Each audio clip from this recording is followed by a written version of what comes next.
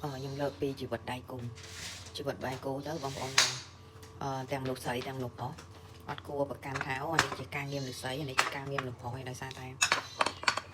តើជួយគ្នាបងប្អូនបើអត់ជួយគ្នាទេពិបាកដូចខ្ញុំយប់ឡើងម៉ោង7មកខ្ញុំមកដល់ផ្ទះហើយដោយសារខ្ញុំធ្វើការបង្រៀនអញ្ចឹងខ្ញុំមកដល់តែហត់មែនតើហើយជួនកាលអ្នកដែលនៅជាមួយយើងគាត់ជាប់រវល់ទៅយកកូន7ទៀតអញ្ចឹងនៅតែ2នាក់ទេហើយនៅតែ2នាក់សង្សារទៅរៀបបាយរៀបទឹកមកដាក់ឲ្យហូបទៅអញ្ចឹងខ្ញុំហ្នឹងដល់អង្គុយស្ងៀមតែពេលខ្ញុំហត់ពេកហើយអញ្ចឹងហូបអីអញ្ចឹងតតែជួយគ្នាបងប្អូនអត់ជួយគ្នាទេទៅអត់រួចទេហើយកុំប្រកាន់ដល់បងប្អូនប្រកាន់នៅមួយគ្នាកើតនេះហើយមួយគ្នាដល់អត់បានទេព្រោះយករៀងខ្លួនចាក់មក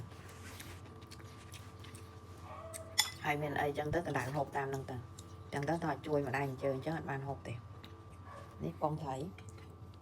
ជៀនសាច់ជ្រូកមានបន្លែមានសឡមានអីចឹងមានស្រាប់ពួកខ្ញុំកណ្ដាលញ៉ាំទៅតែគាត់អ្នកទៅរៀបចំទៅខ្ញុំហត់ពេកខ្ញុំអង្គុយធម្មតាហើយបើប្រចាំគ្នាដល់ឆ្លុះគ្នាបងប្អូនមានដៃគូចឹងទៅណាគេគាត់ទៅលេមុនគាត់ធ្វើមុនទៅហើយមិនបាច់ប្រកាន់ទៅវិញទៅមកទៅកុំគិតថាអូជាបារម្ភអាចចូលការងារផ្ទះបានឬក៏ស្ត្រីត្រូវតែចូលការងារផ្ទះ100%គឺពួកខ្ញុំអត់អញ្ចឹងទេ